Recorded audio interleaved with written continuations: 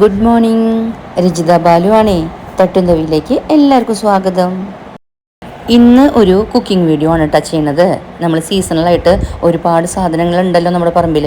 അപ്പോൾ ഇന്ന് എന്തായാലും എനിക്ക് നല്ല ചപ്പിക്കൂടിയ മാങ്ങയുടെ 5 കിട്ടിയിട്ടുണ്ട് കേട്ടോ. നീരുകൂടിയ മാങ്ങ, ചകിരി മാങ്ങ എന്നൊക്കെ പറയില്ലേ നമ്മൾ. അപ്പോൾ അതിൻ്റെ 5 കിട്ടിയിട്ടുണ്ട്. അപ്പോൾ എന്തായാലും ഒരു മാമ്പഴ പുളിശ്ശേരിയുടെ റെസിപ്പി ഇടാമെന്ന് വിചാരിച്ചു കേട്ടോ. അപ്പോൾ നമുക്ക് നേരെ വീഡിയോയിലേക്ക് കിടക്കാം. ഇവിടെ ബാലുവിനും മോൾക്കും ഭയങ്കര ഇഷ്ടമാണ് കേട്ടോ മാമ്പഴ പുളിശ്ശേരി. മോൾക്ക് ഭയങ്കര ഇഷ്ടമാണ്. പക്ഷെ മോളിപ്പോൾ ഇവിടെ ഇല്ല. മോള് പഠിക്കാനായിട്ട് ജർമ്മനിയിൽ പോയിരിക്കുകയാണ്. അപ്പോൾ മോളിന്ന് ഈ വീഡിയോ കാണുമ്പോൾ ഭയങ്കരമായിട്ട് ഈ ഒരു കറിയോട് അവൾക്ക് കറി മിസ് ചെയ്യും. അപ്പോൾ എനിക്ക് തോന്നിയിട്ടുള്ളത് ഞങ്ങൾ ഇവിടെ ഉള്ള എല്ലാ പഴുത്ത മാങ്ങ കൊണ്ടും ഞങ്ങൾ പുളിശ്ശേരി ഉണ്ടാക്കാറുണ്ട്. പക്ഷേ ഏറ്റവും സ്യൂട്ടായിട്ടുള്ള മാങ്ങ ഈ ചപ്പിക്കുടിയ മാങ്ങ തന്നെയാണ് കേട്ടോ. മാങ്ങ നന്നായിട്ട് കഴുകിയെടുത്തിട്ടുണ്ട്. എന്നിട്ട് ഞാൻ വെള്ളത്തിൽ ഇട്ട് വെച്ചിരിക്കുകയായിരുന്നു കേട്ടോ. ഇനി നമുക്ക് അതിൻ്റെ ഞെട്ടിൻ്റെ ഭാഗം ഉണ്ടല്ലോ, അവിടെ നിന്ന് കുറച്ച് കട്ട് ചെയ്ത് കളഞ്ഞിട്ട് ആ തോല് ഉരിഞ്ഞെടുക്കാം കേട്ടോ. എന്നിട്ട് നമുക്ക് ഈ ചട്ടിയിലേക്ക് ഇട്ട് കൊടുക്കാം. നല്ല പഴുത്ത മാങ്ങയാണെങ്കിൽ മാത്രം പുളിശ്ശേരിക്ക് എടുത്താൽ മതി കേട്ടോ. അല്ലെങ്കിൽ പിന്നെ അത്ര ടേസ്റ്റ് കിട്ടില്ല. പഴുത്തത് കൊണ്ട് ഇങ്ങനെ നമുക്ക് തോല് ഉരിഞ്ഞെടുക്കാനായിട്ട് പറ്റും കേട്ടോ. കത്തി കൊണ്ട് ചെത്തിയെടുക്കലല്ല, ഇതുപോലെ തന്നെ ഉരിഞ്ഞെടുക്കണം.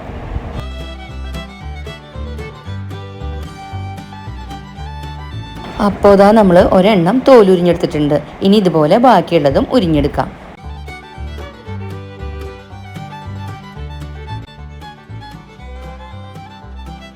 അപ്പോഴേ നമ്മൾ മാങ്ങയൊക്കെ തോലുരിഞ്ഞ് എടുത്തിട്ടുണ്ട്, ചട്ടിയിലേക്ക് ഇട്ടിട്ടുണ്ട്. ഇനി നമുക്ക് ഇതിലേക്ക് ഒരു 6 പച്ചമുളക് കീറിയിട്ട് കൊടുക്കാം. ഇടത്തരം പച്ചമുളകാണെങ്കിലേ മാങ്ങ ഒന്നിന് ഒരു പച്ചമുളക് വെച്ചിട്ട് എടുക്കാം കേട്ടോ. നമ്മളിതിൽ ചുവന്ന മുളക് പൊടി ചേർക്കണില്ല.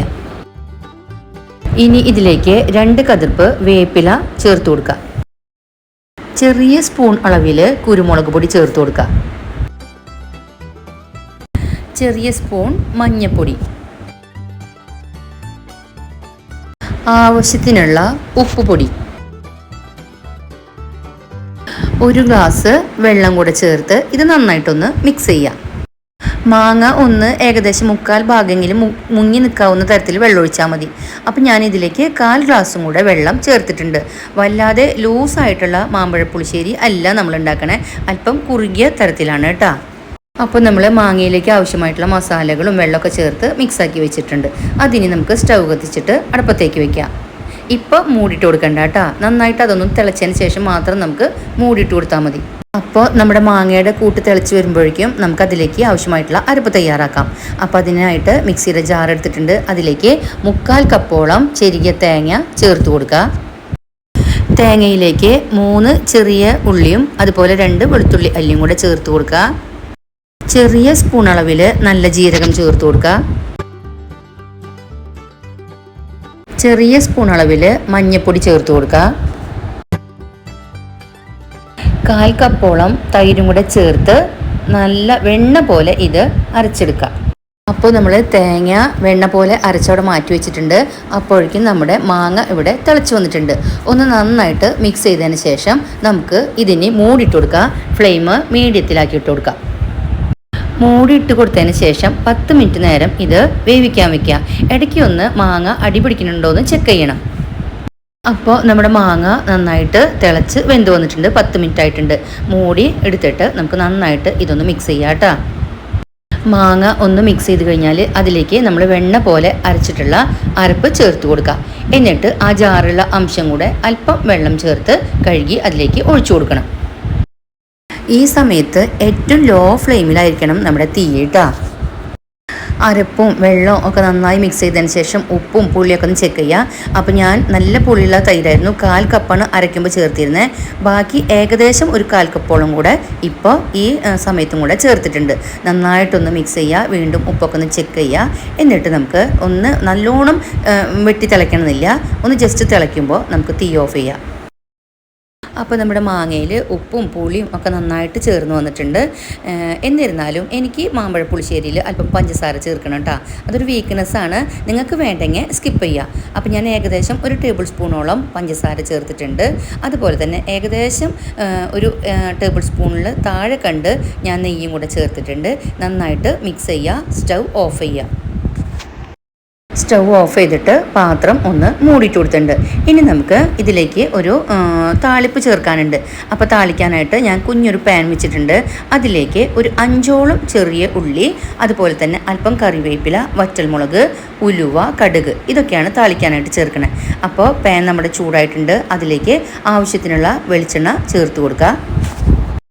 വെളിച്ചെണ്ണ ചൂടായിട്ടുണ്ട്. അതിലേക്ക് ചെറിയ സ്പൂണോളം കടുക് ഇട്ട് കൊടുക്കുക, അല്പം ഉലുവ ഇട്ട് കൊടുക്കുക, അതുപോലെ തന്നെ ഒരു 4ഓ 5ഓ വറ്റൽമുളക് പൊട്ടിച്ചത് ചേർത്ത് കൊടുക്കുക. ചെറുതായിട്ട് സ്ലൈസ് ചെയ്ത് വെച്ചിട്ടുള്ള ഉള്ളിയും വേപ്പിലും ചേർത്ത് കൊടുക്കുക. എന്നിട്ട് ഉള്ളി നല്ല ഗോൾഡൻ ബ്രൗൺ കളർ ആവണ വരെ, ഫ്രൈ ആവണ വരെ ഇത് ഒന്ന് വറുത്തെടുക്കുക. അപ്പോൾ ഇതാ നമ്മുടെ ഉള്ളി നല്ല ഗോൾഡൻ ബ്രൗൺ കളറിൽ നന്നായിട്ട് ഫ്രൈ ആയി വന്നിട്ടുണ്ട്. സ്റ്റൗ ഒന്ന് ഓഫ് ചെയ്യുക. എന്നിട്ട് ഇതിലേക്ക് വളരെ ചെറിയ അളവിൽ, അതായത് ഒരു നുള്ളു എന്നൊക്കെ പറയില്ലേ നമ്മൾ, അത്രയും മുളക് പൊടി ചേർത്ത് കൊടുത്തിട്ട് നന്നായിട്ട് അതിൻ്റെ പച്ചമണം പോണ വരെ അതിലിട്ടിട്ടൊന്ന് വഴറ്റുക. എന്നിട്ട് നമുക്ക് ഈ വറവ് നമ്മുടെ കറിയിലേക്ക് ഒഴിച്ച് ചേർക്കാം കേട്ടോ. ഒഴിച്ച വശം കുത്തി ഇളക്കി മിക്സ് ചെയ്യേണ്ട. ഈ വറവ് ചേർത്ത അപ്പം തന്നെ പാത്രം മൂടിയിട്ട് കൊടുക്കുക. എന്നിട്ട് നമുക്കൊരു 10ഓ 12ഓ മിനിറ്റ് കഴിഞ്ഞതിന് ശേഷം മാത്രം അത് കറിയിലേക്ക് മിക്സ് ചെയ്യാം. അപ്പോൾ നമ്മൾ താളിച്ച് ചേർത്തതിന് ശേഷം മിക്സ് ചെയ്തിട്ടില്ലല്ലോ, ഒരു 15 മിനിറ്റ് ആയിട്ടുണ്ട് കേട്ടോ. ഇപ്പോൾ നമ്മൾ കറി ഇറക്കി വെച്ചിട്ട് ഇപ്പോൾ ഞാൻ നന്നായിട്ട് അതൊന്ന് മിക്സ് ചെയ്യുകയാണ്. നമ്മൾ ഫുഡ് കഴിക്കണ നേരമായിട്ടുണ്ട്. അപ്പോൾ നന്നായിട്ട് അതൊന്ന് മിക്സ് ചെയ്യുക. അപ്പോൾ ഇതാ വളരെ സിമ്പിളായിട്ട് വെക്കാൻ പറ്റിയ നമ്മുടെ കേരള ട്രഡീഷണൽ ആയിട്ടുള്ള മാമ്പഴ പുളിശ്ശേരി. ഇതാണ് മാമ്പഴ പുളിശ്ശേരി. എന്താ അതിൻ്റെ കളറൊക്കെ കണ്ടില്ലേ? അപ്പോൾ മാമ്പഴ പുളിശ്ശേരി ഇവിടെ തയ്യാറായിട്ടുണ്ട് കേട്ടോ. നല്ല സൂപ്പർ ചപ്പി കൂടിയ മാങ്ങയും കൂടിയാണ്. നല്ല സൂപ്പർ ടേസ്റ്റ് ആയിരുന്നു കേട്ടോ. ഇന്ന് ലഞ്ചിന് മാമ്പഴ പുളിശ്ശേരിയുടെ കൂടെ നമ്മുടെ മഷിത്തണ്ട് ചെടി സോയ ചേർത്തുകൊണ്ട് ഒരു തോരൻ വെച്ചിട്ടുണ്ടായിരുന്നു. പിന്നെ പപ്പടം ഉണ്ടായിരുന്നു, ഓംലേറ്റ് ഉണ്ടായിരുന്നു.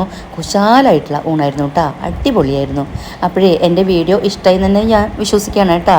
എങ്കിൽ ലൈക്ക് ചെയ്യാനും ഷെയർ ചെയ്യാനും കമൻറ്റ് ചെയ്യാനും ചാനലൊന്ന് സബ്സ്ക്രൈബ് ചെയ്യാനും മടിക്കണ്ട, മറക്കണ്ട. അടുത്തൊരു വീഡിയോയിലൂടെ നമുക്ക് ഇനിയും കാണാം. അതുവരേക്കും ചിൽഡ്രൻ ടേക്ക് കെയർ. ബൈ.